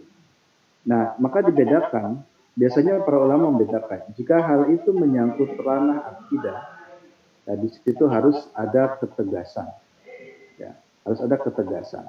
Tapi kalau dalam hal muamalah, yaitu kita bisa mengkompromikan. Kalau kita lihat tadi surah Nabi, bagaimana Nabi juga sangat tegas terhadap orang-orang kafir. Coba dibaca surat Muhammad ayat 9. Ya, dalam itu apa? Asyidda'u 'alal kufar itu. Gimana Nabi juga sangat keras terhadap orang kafir. Itu kata Qur'annya begitu. Lalu kemudian juga setelah turun lagi apa itu surat Al-Kafirun, itu kan sebagai bentuk sesuatu yang garis tegasnya di situ. Ketika ada kompromi atas nama ya muamalah, atas nama kemanusiaan, dengan mengajak kompromi, tidak saling menghina, lalu kemudian bareng-bareng. Nah, dengan turun surat Al-Kafir ini sudah menjadi kata kunci di sini. Katakan saya pada orang kafir la a'budu ma ta'budun dan seterusnya. Sehingga pada tutup akum dinukum waliyadin. Jadi bentuk keharmonisannya yaitu lakum dinukum waliyadin. Kita menghormati keyakinan agama masing-masing, tetapi tidak boleh mencampur adukan. Jadi jangan juga terlalu tanda kutip ya, terlalu liberal atas nama pluralisme. Jadi kemudian masuk seenaknya atau semaunya tanpa mengindahkan batas-batas ya, sisi-sisi akidah yang harus dipertimbangkan. Walaupun tujuannya tadi kemanusiaan. Itu dicampur sebetulnya menurut saya. Nabi benar, Nabi juga sangat baik dengan orang-orang Nasrani dan Yahudi, tapi dalam hal bermuamalahnya, bukan dalam hal akidah. Jika Nabi berdiri, duduk-duduk bersama para sahabat, lalu datang lewat jenazah Yahudi. Nabi ketika berkumpul di situ, duduk, lalu Nabi langsung berdiri. Para sahabat pun ikut berdiri. Lalu para sahabat bertanya ketika rombongan jenazah Yahudi sudah lewat, kenapa engkau berdiri ya Rasul? Kata Nabi, emangnya kenapa? Nah itu kan jenazahnya orang Yahudi. Kenapa kita menghormati semua Yahudi? Kata Nabi, ya agama Yahudi, tapi dia manusia bukan. Sahabat, ya manusia. Nah kalau begitu saya berdiri itu karena menghormati dia sebagai manusianya, bukan karena sebagai orang atau agama Yahudinya. Sehingga disinilah yang kadang-kala bercampur ya. Tapi jelas kata kuncinya hal-hal yang menyangkut akidah tidak ada mengkompromikan ajaran, tidak ada. Tapi kalau di dalam hal muamalah kita bisa melihat-lihat dan memilih-milih apalagi berada dalam ya kebinekaan tentu harus saling menghormati, menghargai. Ya, bentuk menghormatinya tadi bukan berarti kita harus ikut langsung dengan pelaksanaan keagamaan mereka. Ya, kita cukup menghormati, memberikan kesempatan mereka mengamalkan ajarannya, sebagaimana kita pun mengamalkan keyakinan kita masing-masing. Saya kira begitu ya untuk Mas Alam. Baik, terima kasih. Bagaimana Mas Human selaku penanya, barangkali ada tanggapan? Insya Allah cukup Ustaz. Terima kasih banyak atas jawabannya. Ya.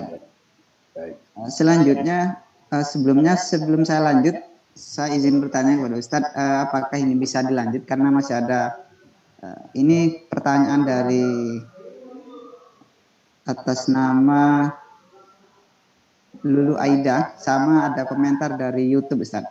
Karena kalau di jadwal sampai jam 9, barangkali Ustadz ada agenda atau bisa dilanjut nih Ustadz. Ya, dihabiskan sedikit berapa pertanyaan, langsung jawab saja. Baik Ustadz. Tapi tidak dibuka lagi. Saya mau mengerjakan yang lain. Baik, terima kasih Ustadz. Ini ada dua Ustadz. Ya, yang pertama dari mau tanya bagaimana pandangan tarjih tentang surah An-Nisa ayat 3, nikah 2, 3, 4, dan 1 beserta metode dalam memahami dalil tersebut. Monggo Ustaz. Di kolom lagi. Tadi ada dua. Kemudian di YouTube Ustaz. Ya. Saya izin membacakan dari Mas Habib Bapak Habib Amrullah yang tadi bertanya. Ya. Berarti jika ada pro dan kontra terkait halal dan haram di kalangan para ulama atau ustadz, itu harus memilih yang mana?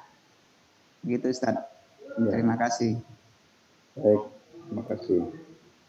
Nah, mungkin saya menjawab dulu yang dari YouTube. Kalau ada pro dan kontra, biasanya begini ya.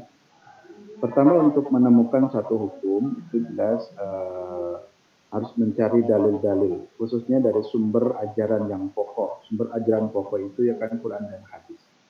Itu juga kita di Muhammadiyah masukkan itu sebagai poin kunci ya, bahwa kita bermuhammadiyah berdasarkan sumber ajarannya Al-Quran dan hadis. Itu yang pokok. Lalu kemudian kadang-kala para ulama berbeda dalam memahami sebuah teks. Kadang-kala teksnya sama tetapi interpretasinya yang berbeda. Nah, ketika ada interpretasi yang berbeda, tapi itu adalah sebuah hasil pemikiran dari para ulama atau orang-orang yang berkompeten di bidangnya, maka di situ umat atau di bawah boleh untuk memilih. Jadi silakan mau memilih cara pandang yang mana. Tetapi yang harus diyakinkan bahwa umat dalam memilih pun harus paham dulu dasar argumentasinya apa. Sehingga kita tidak boleh asal ikut-ikutan. Tapi berupaya untuk tahu argumentasinya apa. Kenapa yang pendapat A mengatakan demikian, kok yang satu mengatakan B demikian. Jadi bagi kita ya, orang-orang yang ya haus ilmu itu harus sampai kepada tingkatan ya ittiba lah minimal. Jangan taklid. Kalau taklid itu kan hanya ikut-ikutan. Tapi kalau ittiba itu mengikuti tapi kita kepengen tahu argumentasinya apa, dalilnya apa. Yaitu berbeda lah ya, minimal menjadi muqtadi dengan muqallid. Ya, kalau muqallid ya itu hanya ikut saja tanpa ada kepengen tahu, diserahkan lah. Pokoknya ikut ustaz, ikut kiai, itu saya kira tidak begitu. Kita ada upaya ingin tahu dan argumentasinya. Itu begitu ya Pak Habib. Ya kalau ada interpretasi yang berbeda, tapi masing-masing punya dalil dan argumentasi, itu tidak ada persoalan. Tinggal kita mau memilih yang mana. Dan tentu memilih yang mana itu disesuaikan ya. Kalau kita di Muhammadiyah, sini mohon maaf saya mengatakan kita ya, karena ini adalah programnya dari YNM, walaupun mungkin saya tidak paham pendengarnya tadi beragam. Ya tentu kalau di kita Muhammadiyah, ketika ada perbedaan-perbedaan pendapat, maka ya harus dipilih adalah pendapat Muhammadiyah. Dengan dasar tentu harus tadi, apa dasarnya? Seperti tadi pertanyaan dari Mas siapa ya, Muhammadiyah berpendapat seperti itu, apa dasar? Nah, kita kan punya majelis tarjih. Kalau di negara itu ya MUI-nya, di MUI-nya negara, ini yang Muhammadiyah itu di majelis tarjih. Jadi sekian pendapat, ya tentu ketika dalam ranah organisasi maka harus memilih apa yang dikeluarkan oleh organisasinya itu supaya tertib organisasi. Masa anak IMM mengambil pendapatnya dari luar tarjih umpamanya kan itu tidak tertib organisasi. Toh di Muhammadiyah juga ada ulama-ulama yang paham tentang dalil atau tentang satu hukum. Nah begitu. Kemudian pertanyaan yang terakhir ya, ini dari siapa tadi Mas Ainul?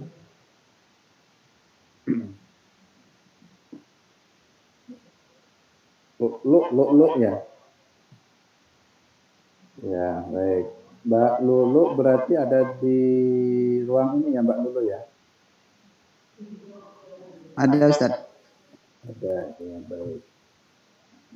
Pertanyaannya tadi berkaitan tentang surat An-Nisa ayat 3, ayat 4 ya. Kalimatnya saya bacakan wa in khiftum alla tuqsitu fil yatama fankihu ma qaba lakum minan nisa'i masna wa thulatha wa ruba'. Mungkin ini secara apa vulgarnya tegasnya ya tentang poligami ya. Ini Mbak Lulu apa Bu Lulu ini yang bertanya? Lulu Aidah TK Aba ini ibu paling Bu Lulu ya. Ini yang bertanya laki-laki Ustaz, Mas Zubaid. Cuman pakai akun perempuan mungkin. Oh gitu. Iya. Baik, saya kira Bu Lulu ya, Bu Aidah. Baik ya, mungkin mudahannya poligami ya, bagaimana tentang makna poligami. Itu memang poligami itu kebanyakan disandarkannya kepada ini surat An-Nisa ayat 4 itu ya, pada kalimat fankihu ma qadalakum minan nisa'i masna thulatha wa ruba'. Nah, kalau di Muhammadiyah ya pandangannya pernikahan itu bukan poligami tapi monogami. Jadi pernikahan yang harmonis itu ada dalam tuntunan ya. Rumah tangga itu adalah yang monogami, yang satu istri, bukan banyak istri. Karena bagaimana cara mewujudkan keharmonisan rumah tangga juga itu tidak semudah membagikan telapak tangan ya. Jangankan istri 4 ya, itu satu saja kan belum tentu. Seorang suami bagaimana bertanggung jawab ya, bisa mendidik istrinya, mendidik anaknya gitu. Ya, itu satu pun itu rasanya ya mungkin ya kita belum bisa sempurna untuk mendidik satu istri, apalagi dengan anak-anaknya. Belum nanti kalau banyak istri, ya prinsipnya yang monogami. Tapi dari sisi hukum, ya dari sisi hukum tentu kita bersepakat bahwa poligami itu boleh. Ya, ada syariatnya, ada kebolehannya, dan tidak berdosa orang yang berpoligami. Silahkan, kita tidak boleh melarang, tidak boleh membenci kepada mereka yang mau berpoligami, asalkan dia mampu dan bertanggung jawab. Tentu ukuran mampu dan tanggung jawab ya tidak bisa juga diukur oleh orang lain ya, jadi diukurnya oleh mereka yang melakukannya. Nah, jadi sifatnya bahwa hukum berpoligami itu boleh-boleh saja, dan tadi kebolehannya memang sudah dibatasi dengan 4 itu, masna wa thulatha wa ruba'. Yang pada masa Nabi itu tradisi poligami memang sudah ada, sejak sebelum Nabi itu pernikahan yang banyak istri sudah lama terjadi. Lalu ketika datang Islam, maka ditetapkan atau diputuskan bahwa kalau mau berpoligami itu maksimal dirubah di 4. Sejak turun ayat itu, beberapa orang sahabat yang memiliki istri lebih dari 4 kan diingatkan oleh Nabi harus diceraikan. Ya, kamu milih 4 saja maksimal. Sehingga itu menjadi kebolehan poligami itu maksimal 4. Kalau ada yang lebih dari 4, itu ya tidak sesuai dengan dengan Al-Quran. Kalau tadi di Muhammadiyah, yang disarankan, yang dianjurkan untuk membangun rumah tangga itu yang satu istri, bukan banyak. Karena di situ juga ada qaid juga ya, ada qaidnya itu kan wa in khiftum alla tuqsitu fil yatama, jika kalian tidak mampu berbuat adil. Lalu ditutup di akhir ayatnya kan wa in khiftum alla ta'dilu. Nah, tadi kalau tadi wa in khiftum alla tuqsitu tidak bisa mampu berbagi, tapi di kalimat akhirnya fa in khiftum alla ta'dilu fawahidatan. Jika kalian merasa khawatir, ragu-ragu Allah ta'dilu untuk tidak bisa berbuat adil terhadap istri-istri tadi, maka fawahidatan, ya cukup satu istri saja. Nah, keadilan itu kan susah juga. Adil dalam pengertian hati. Kalau adil dalam pengertian materi mungkin bisa, orang bisa adil. Punya istri 4, gajinya 10 juta, ya tinggal dibagi 4 bisa. Gajinya 5 juta dibagi 4 bisa. Tapi kalau keadilan dari segi hati, dari segi rasa, saya kira tidak semua bisa itu. Ya, itu juga bisa menjadi pertimbangan. Muhammadiyah lebih memilih pernikahan yang baik, yang harmonis itu yang satu istri saja, bukan yang poligami. Saya kira begitu ya, Mas Ayu. Baik Ustadz, terima kasih. Saya rasa sudah cukup nih Ustadz. Ya. Barangkali ada Ustadz ada kesibukan yang lain. Terima kasih Ustadz. Barangkali sebelum saya akhiri, ada closing statement Ustadz dari jenengan. Ya. Terima kasih. Ya, saya karena di Majelis Tarjih hanya ingin mengingatkan bahwa pada Muhammadiyah itu sebetulnya sudah sangat baik sekali. Muhammadiyah selalu berupaya ingin mengembalikan segala urusannya itu kepada Al-Quran dan As-Sunnah. Maka oleh karena itu, belajarlah Quran, belajarlah Sunnah dengan baik. Jadi jangan sampai ini menjadi slogan saja. Itu betul-betul ya benar-benar diaplikasikan. Kader-kader NM harus bisa baca Quran. Rasanya malu jadi kader NM, kader Muhammadiyah kalau tidak bisa baca Quran. Padahal Muhammadiyah sendiri yaitu anggaran dasarnya adalah organisasi yang berlandaskan kepada Al-Quran dan As-Sunnah. Kalau juga Sunnah itu kan hadis. Saya kira ini Al-Quran dan hadis harus betul-betul menjadi perhatian ya. Walaupun antum kuliah di jurusan apapun, ya tetap muara sumber hukum Islam itu adanya di Al-Quran dan As-Sunnah. Saya kira itu pesannya lebih semangat lagi di dalam memahami atau mempelajari Al-Quran dan As-Sunnah. Demikian.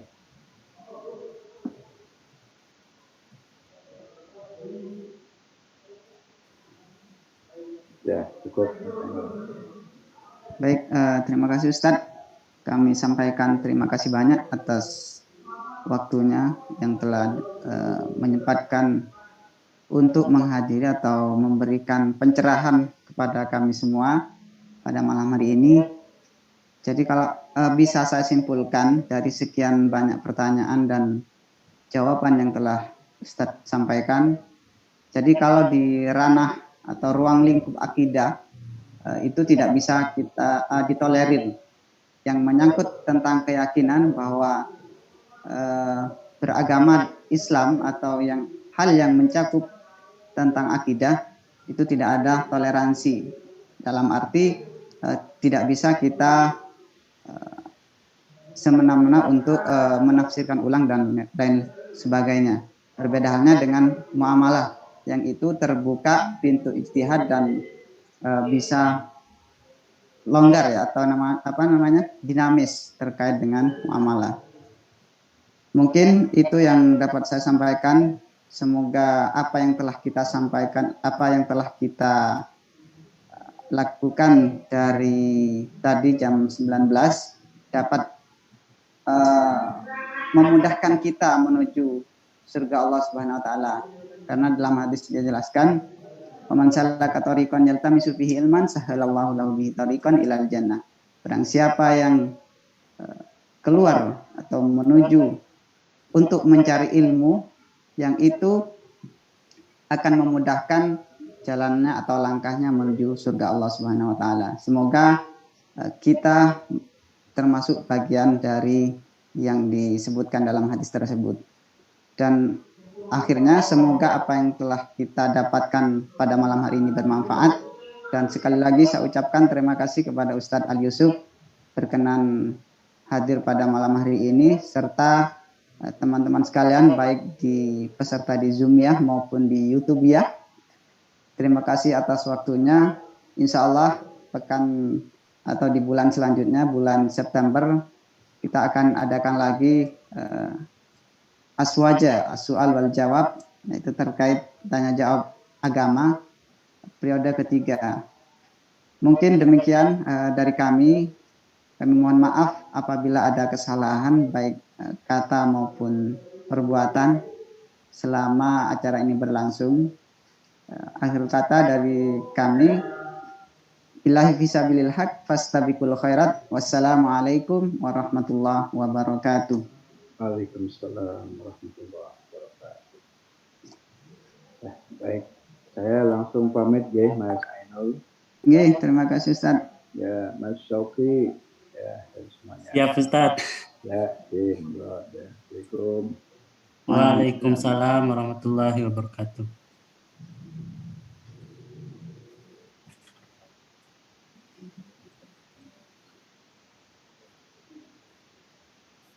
Terima kasih Mas. Siap, terima kasih Mas Syauqi.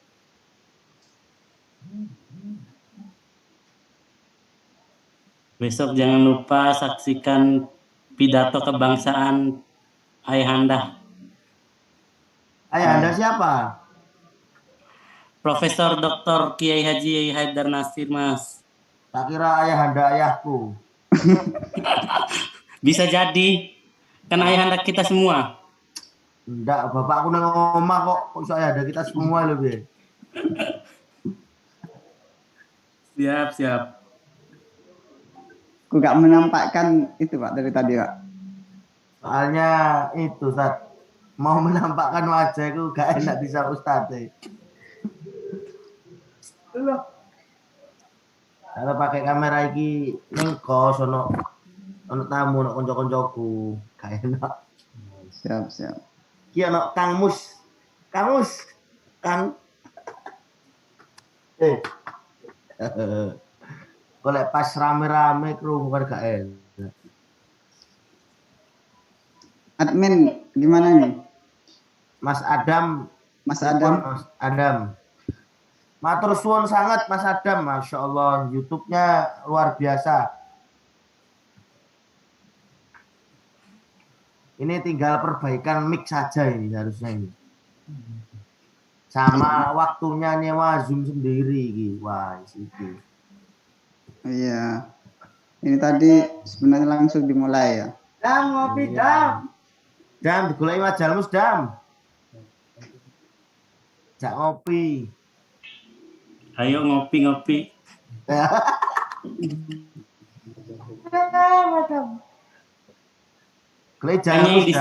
Kayaknya yang di Surabaya harus ngopi nih.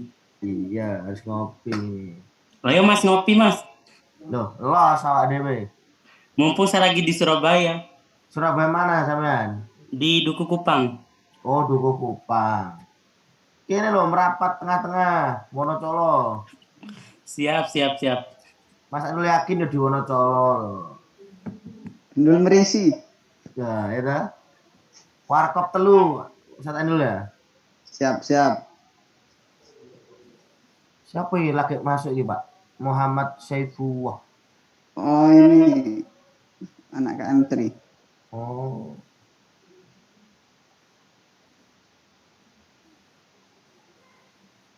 Mas Adam, gimana Mas Adam? Pripun? Sudah beres YouTube-nya? Masih berlangsung kayaknya ini live-nya. Udah. Kalau gitu tak matikan yo. Malah di YouTube go. Siap. Aduh. Oh, biar terkenal. Aduh. Oke, saya akhiri ya teman-teman. Oke Mas.